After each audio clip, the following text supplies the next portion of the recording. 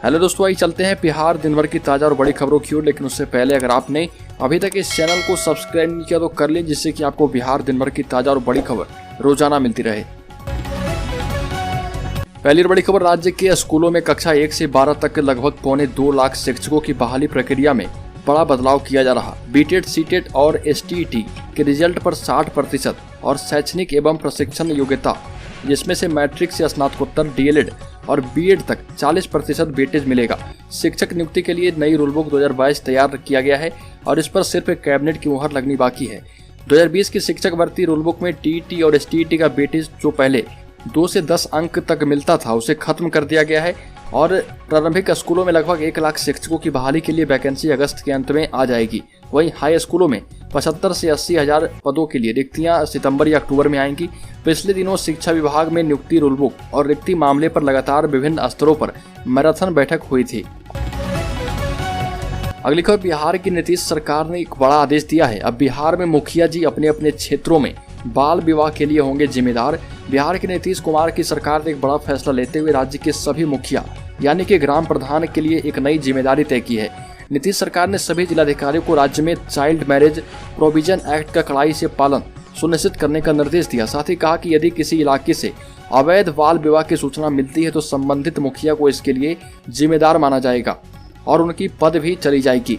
पंचायती राज विभाग के द्वारा जारी निर्देश में कहा गया है कि यदि किसी क्षेत्र से बाल विवाह की सूचना मिलती है तो सरकार संबंधित मुखिया और पंचायत के वार्ड सदस्यों को हटाने की कार्रवाई भी शुरू करेगी।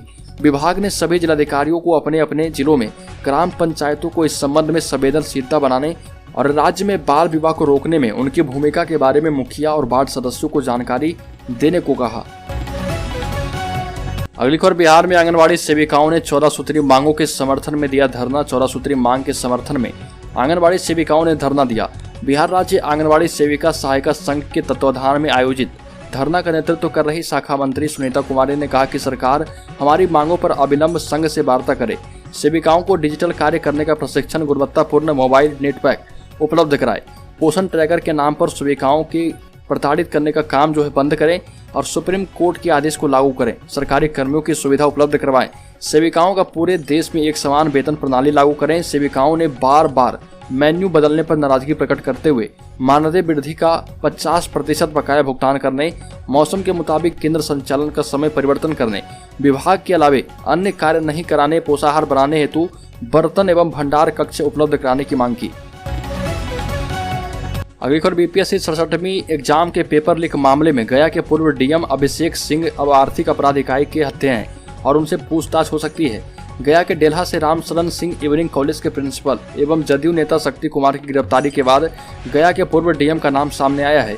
सूत्रों का दावा है कि जांच के दरमियान जो परिस्थितियां बनी हैं उसमें एक के बाद एक कई सवाल खड़े हैं, जिसका जवाब सिर्फ पूर्व डीएम अभिषेक सिंह ही दे सकते हैं। आने वाले दिनों में उनसे पूछताछ हो सकती है, क्योंकि सबसे बड़ा सवाल यह है कि बगैर किसी रिकमेंडेशन के शक्ति कुमार के कॉलेज को बीपीएससी के 67वीं एग्जाम का सेंटर कैसे बनाया गया। अगली खबर, बिहार में पिछले 24 घंटे में कुल 293 नए कोरोना मरीज मिले। पटना में कल की अपेक्षा में 1 मरीज ज्यादा मिले।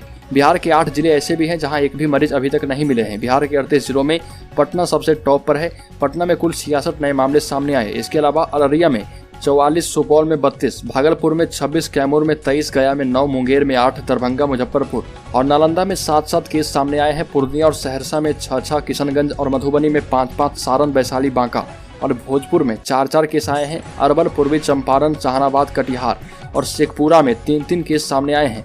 औरंगाबाद, बेगूसराय और समस्तीपुर में 2-2, लखीसराय, रोहतास, सिवान और शिवहर में 1-1 केस और बाकी के 8 जिलों में एक भी कोरोना मरीज नहीं मिले।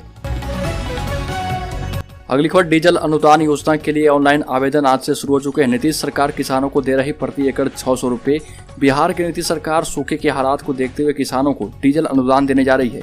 इसके लिए किसानों को डीजल से चलने वाले पंप सेट के जरिए अपनी फसलों की सिंचाई करने में सहूलियत होगी। डीजल अनुदान लेने के लिए ऑनलाइन आवेदन की प्रक्रिया शनिवार से शुरू होगी। किसानों को 60 रुपये प्रति लीटर की दर से हर एकड़ 600 रुपये तक डीजल अनुदान देने का प्रावधान है।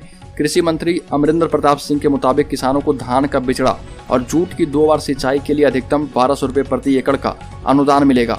खड़ी फसल में धान, मक्का, दलहनी, तेलहनी, मौसमी सब्जी, औषधि और सुगंधित पौधों की 3 बार सिंचाई के लिए अधिकतम 1800 रुपये प्रति एकड़ अनुदान दिया जाएगा।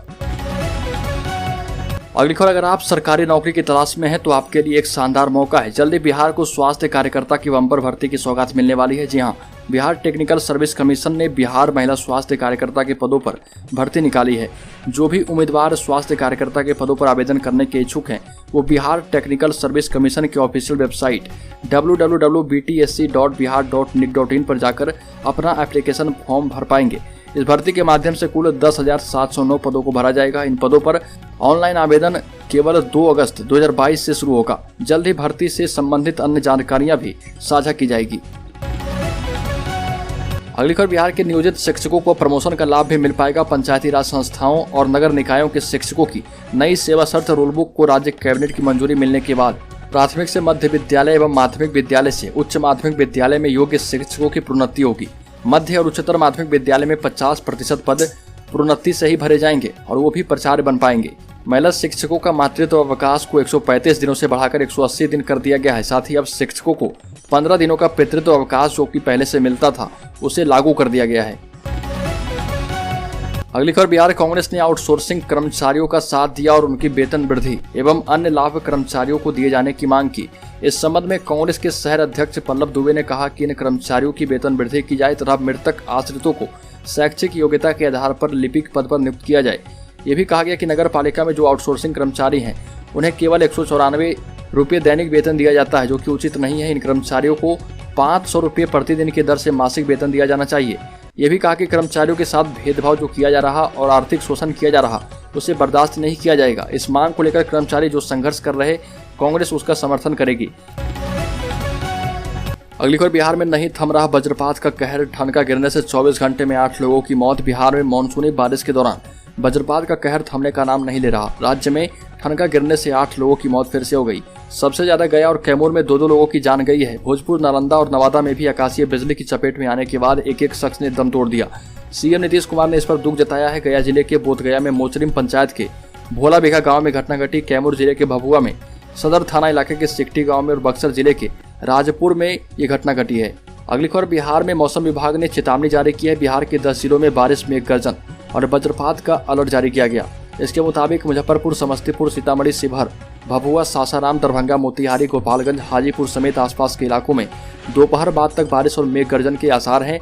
पटना मौसम केंद्र के ताजा अपडेट के मुताबिक मुजफ्फरपुर, समस्तीपुर, वैशाली, पूर्वी चंपारण और गोपालगंज जिले में ऑरेंज अलर्ट जारी किया गया। इन जिलों के कुछ इलाकों में दोपहर तक मध्यम दर्जे की बारिश के साथ ठनका गिरने की प्रबल संभावना है, जो कि शनिवार तक जारी रहेगी। अगली खबर, बिहार के माध्यमिक शिक्षक संघ ने राजस्थान सरकार के द्वारा अपने कर्मचारियों को पुरानी पेंशन योजना से आच्छादित करने के निर्णय का स्वागत करते हुए संघ के नेता गजेंद्र कांत शर्मा ने कहा कि पेंशन के अभाव में सेवानिवृत्त कर्मचारियों की आर्थिक स्थिति बेहद खराब हो जाती है। सेवानिवृत्त कर्मचारियों के लिए पेंशन की राशि एक सम्मानजनक और सुरक्षित जीवन का मजबूत आधार है।